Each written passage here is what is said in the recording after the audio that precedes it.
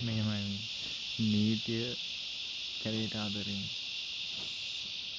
රජය කැලේට ආදරෙන් ඊට වැඩි අපි ආදරෙන් අපි හොරෙන් කසිප්පු පෙරන ආයට උදව් කරන්නේ අපි හොරෙන් ගස් කපන කට්ටියට උදව් කරන්නේ අපි අවංකව කැලේට ඇවිල්ලා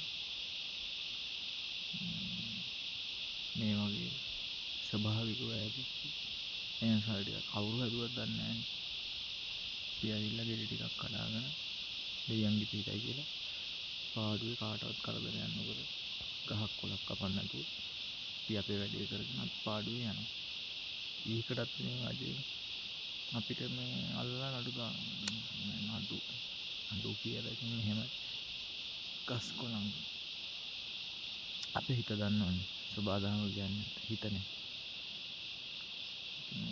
අපේ හිතට අපි බොරු කරන්නේ නැතුව අවංකව ඇවිල්ලා කාටවත් කරදරයක් නොකර පාඩුවේ අපි හරියට දෙයක් කරගෙන වැඩක් කරගන්නවා නම් මං හිතන්නේ ඒක yaadෙන්නේ නැති වෙයි කියලා. මම කතා කරන්න වෙලාවක් නැහැ. ඉතින් දැන් වේදිකක් කඩන්න ඕන දවසම වැස්ස මේද කොයි වෙලේ වහිද කියන්න බෑ. අද පරිසරය හොඳයි වෙසක් ළඟයි. බලමු අද කොච්චර ගෙඩි කඩන්න පුළුවන් නේද කියලා.